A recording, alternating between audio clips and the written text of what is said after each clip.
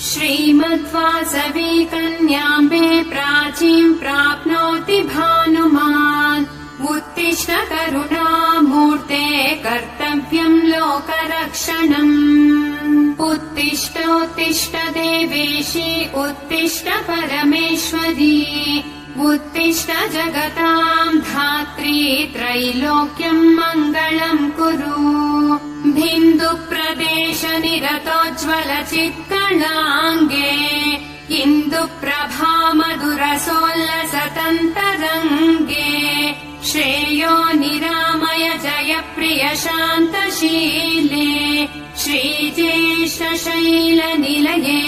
तव सुप्रभातम् तव सुप्रभातमभिलाण्डनायिके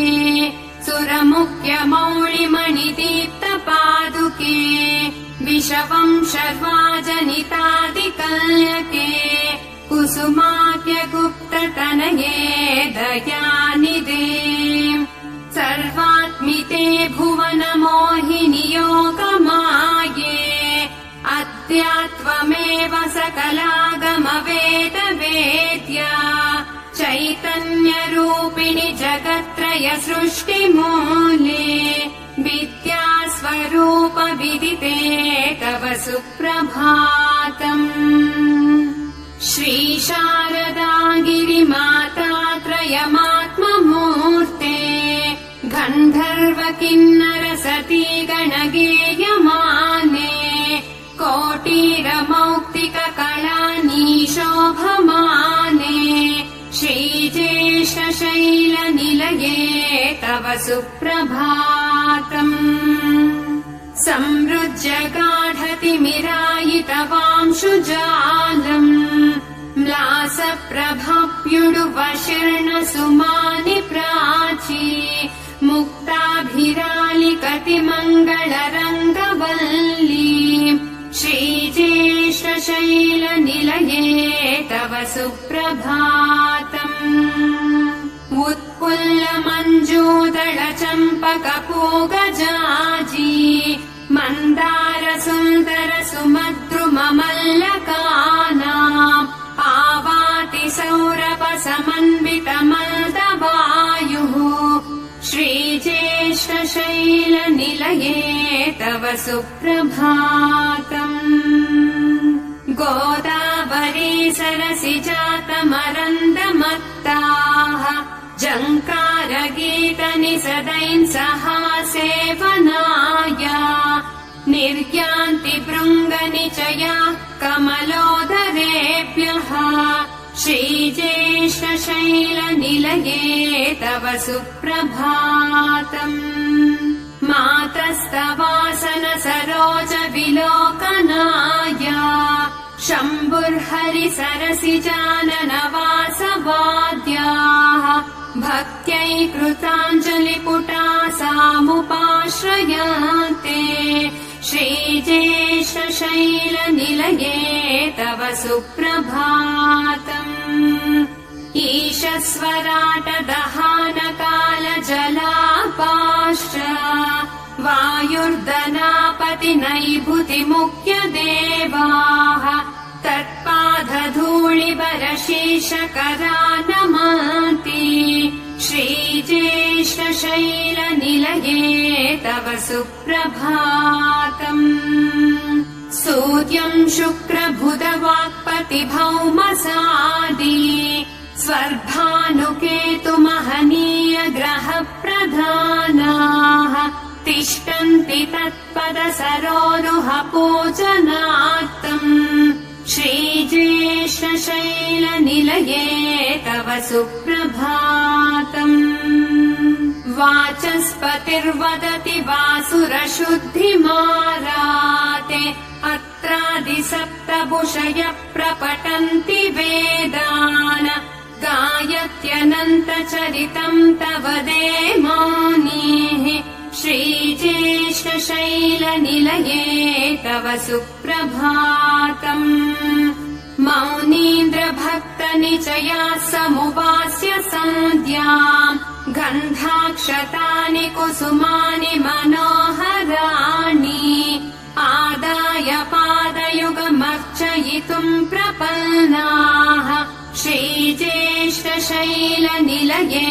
तव सुप्रभातम् षट्चादिदेववनिताः सुमाङ्गरागाः गङ्गादिदिव्यसरिता हरिदार्घ्यपाद्याः तत्सेवनाय जननी स्वयमुत्सहाते भूर्यद्रिराजतनये तव सुप्रभातम् आहार्यतोऽयममलम् तव मज्जनार्थम् स्वर्णाम्भराणि शुभमङ्गलभूषणानि आदाय देववनिताश्च निरीक्षमाणाः भूरद्रिराजतनये तव सुप्रभातम् निक्षिप्य कुङ्कुमलतान्तलानि पात्रे सर्वामरार्यरमणीमणिमण्डलानि तिष्ठन्ति ते पदसरोजसमर्पणार्थम् भूर्यद्रिराजतनये तव सुप्रभातम् श्रीमत्मनन्तसचराचर सृष्टिमूले श्रीकन्यके श्रितजनापधर्मशीले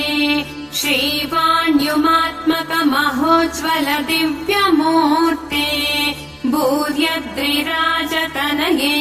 तव सुप्रभातम् नित्यप्रपन्न निरपद्य गुणाम्बुराः आद्यन्तहीन महिमान्वित चिद्विभासे वेदान्त वेद्य परतत्त्व कला विलासे भूर्यद्रिराजतनये तव सुप्रभातम् हे लोकवासिनी दयादिगुणामृताब्दे सर्वेश्वरी त्रिजगदेक शरण्यशक्ते ह्रीङ्कारवह्नि च मकाञ्चन पद्मपीठे भूर्यद्रिराजतनये तव सुप्रभातम् श्रीवासवी च परमेश्वरी कन्यका च लोकैकपूजित प्रसिद्ध पवित्र नाम्नी देवि त्वमेव भवतारक कल्कि शक्तिः भूर्यद्रिराजतनये तव सुप्रभातम् त्यागाग्निपूर्णमतिदौष्रविनाशकोग्रम् सत्याग्रहात्यकमहिंसकमद्भुतासम् देवी त्वदीय सृजनम् युगधर्मधात्री भूर्यद्रिराजतनये तव सुप्रभातम् हे विष्णुवर्धन नोरङ्कुशदर्पहान्त्री अज्ञानपूरित पशुत्व विनाशकर्त्री सद्धर्म शान्ति करुणा सरणि प्रवाकी भूर्यद्रिराजतनये तव सुप्रभातम् प्रातर्नमन्ति तव पाद सरोजयुग्मम् प्रातः स्मरन्ति तव दिव्यमनोज्ञतत्त्वम् प्रातर्वदन्ति तव मङ्गलनामधेयम् तत्पादभक्तिनिरतास्तव सुप्रभातम् आन्ध्रप्रदेशनु विनिर्मल पुण्यभूमि श्रीगौतमी तट विराजित ज्येष्ठशैले अर्चावतार विभवः सहासंस्थिताम्बे श्रीकन्यके सुरसुते तव सुप्रभातम् लोकाननेकविध दुःख विचारमग्नान् भक्ताननन्य सुविनिर्मल भक्तियुक्तान् पातुन्पदीय करुणाच्च कटाक्षपात्तेः उत्तिष्ठ सर्ववरदे तव सुप्रभातम् श्रान्तासिकम् भुवन रक्षण दूर्वहत्वम्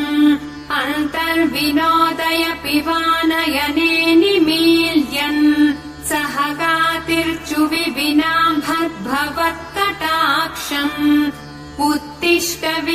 विनुते तव सुप्रभातम् श्रीवासवेरिह मनोहर सुप्रभातम् यो मानवः प्रतिदिनम् पठितुम् प्रवृत्ताः तपः प्रभातसमये सकलार्थसौख्यम्